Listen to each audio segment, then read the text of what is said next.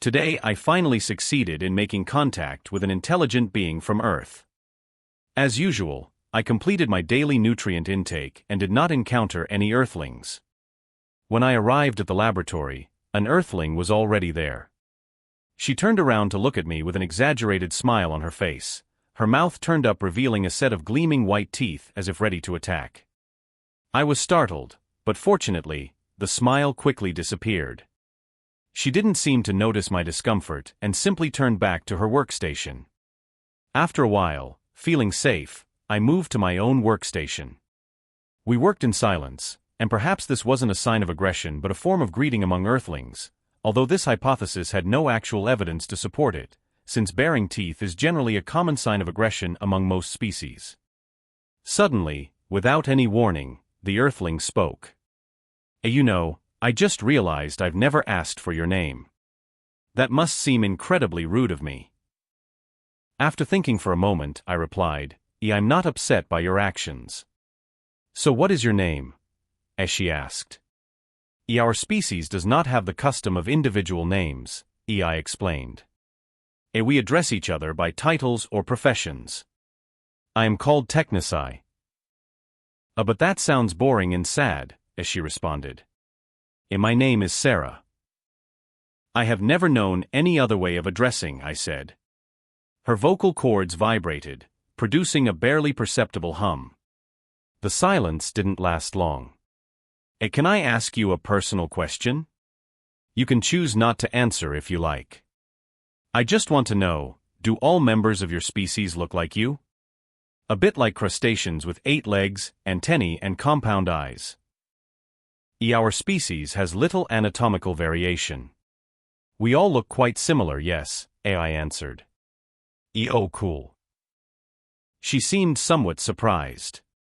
Trying to be polite, I asked the next question. So what about your species? Do individuals vary greatly in appearance? Well, sort of. I mean, we all have the same basic structure, if you can call it that, anatomically speaking, but we can differ in things like skin color, eye color, hair color, height, weight, that sort of thing. Those are just the differences I can think of right now. She began to count these differences on her fingers as she spoke, using one finger for each item mentioned. Compared to my species, that's truly astonishing, I told her. Yeah, you could say that. She opened and closed her mouth, her teeth clicking together. It was evident she wanted to say something more, but decided against it. Before I could continue the conversation, Vil entered the lab with a toolbox. They told me that there was apparently another leak in one of the storage rooms, and they hoped I could check it out. Although I doubted their words, I followed them, if only to put their minds at ease. There was indeed a leak, and I had to spend the rest of my time fixing and checking for further damage or similar leaks, as there had already been 2 in a relatively short period. By the time I finally completed the task, it was nearly the end of the day, and the Earthling had already left to enjoy her break time. As I mentioned in previous reports, I don't draw conclusions, but I have a hunch that this Earthling might have a fondness for me. Every alien species has a different view of Earth and its inhabitants. Some say it's a crazy planet, a boring planet, a planet full of disgusting creatures. Earthlings bathe too much, bathe too little. They all look the same, yet all look different. Earth is beautiful, Earth is terrifying, but they all agree on one thing: it is indeed strange. But 1 or 2 aliens come to live on Earth. They learn an Earth language if their vocal organs can manage, or learn sign language if they can't. They go to school, get jobs, find roommates. As they stay longer, they notice one thing: Earth is mostly ordinary. Like other planets, it has an intelligent species, beauty and ugliness in nature, different cultures. Earthlings don't vary much genetically, but they are not entirely the same either. So why does this place have such a reputation? One day, they ask their friend, boss, teacher, or any trusted Earthling. You know, I don't understand why everyone thinks you are so strange, and the Earthling laughs. They think it's a kind smile. Understanding the body language of other species can be difficult sometimes. Then the Earthling sighs. We always thought we would be the weird ones in the galaxy, but that's not the case. But if there's one thing Earthlings might have more of than any species I've heard of, it's a penchant for humor. The Earthling might nod or nudge the alien's ribs with their elbow, if they have them, or just smile. There aren't many things Earthlings agree on, but we all think exaggerating and spreading rumors about ourselves to aliens is hilarious. So you all just want to act so weird that you start lying?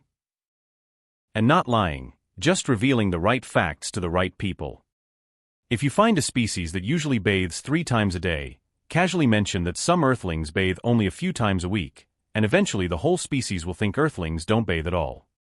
If you tell someone from an ice planet about the Sahara Desert, they will panic, and within a year or two, everyone on that planet will believe Earthlings live in volcanic centers. Here, the alien smiles or shows other subtle signs of pleasure. Yes, now that they think about it, none of the rumors they heard before coming here turned out to be true. That does sound like Earthlings, doesn't it? A species wholeheartedly spreading rumors about themselves because they find it amusing. The conversation with the Earthling replayed in my mind as I continued my duties.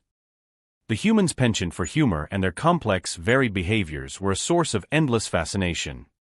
Their ability to find amusement in self-deprecation and the spreading of absurd rumors was both perplexing and endearing. In the following weeks, my interactions with the Earthling, whose name I later learned was Sarah, grew more frequent. Each encounter was a learning experience. One day, Sarah brought a small, colorful object to the lab. This is called a Rubik's Cube, as she said, handing it to me. It's a puzzle. Try to make each face a single color. Intrigued, I manipulated the cube with my appendages, finding the challenge both stimulating and frustrating. This requires a lot of spatial reasoning, I remarked. Yeah, it does. It's just one of the many puzzles we have. Humans love puzzles, as Sarah responded with a smile that I now understood to be friendly. Our conversations often veered into discussions about our respective cultures. I learned about human art, music, and literature, and in turn, I shared the history and customs of my species. Sarah was particularly interested in our communal decision-making processes and the way we prioritized collective well-being over individual desires. One day, during a quiet moment in the lab, Sarah asked, "Do you miss your home planet?" I paused, contemplating the question. I do, but being here, learning about your species and sharing knowledge has been incredibly rewarding. Sarah nodded, her expression thoughtful. I feel the same way about meeting aliens. It's amazing how different and yet how similar we all are. Our bond deepened, and I began to see Sarah as more than just a colleague. She became a friend, someone who made the vast, unfamiliar universe feel a little more like home. The Galactic Alliance took note of our growing camaraderie. They saw it as a symbol of the potential for harmony between different species. Joint projects were proposed, combining human ingenuity with the unique skills of my people. These collaborations yielded remarkable results, from advances in technology to groundbreaking scientific discoveries. However, not all was smooth sailing. The Dren, still harboring resentment, launched a surprise attack on a remote research station. This time, humans and my species stood side by side, ready to defend our shared interests.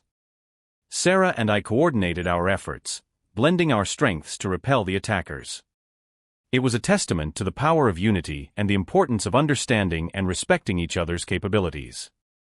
In the aftermath of the battle, a formal ceremony was held to honor those who had defended the station. Representatives from various species spoke, praising the courage and cooperation displayed.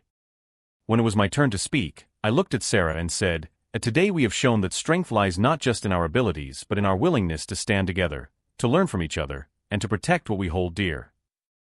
Sarah stepped forward, adding, "We've learned that peace is not merely the absence of conflict but the presence of justice, understanding, and mutual respect. Together we can achieve wonders." The crowd erupted in applause, and I felt a surge of hope.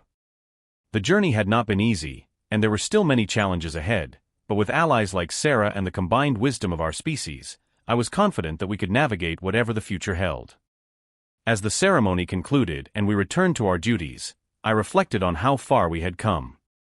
The Earthling who had once startled me with her smile had become a trusted friend and ally. Together, we were shaping a new narrative for our galaxy, one where diversity was celebrated and unity was our greatest strength.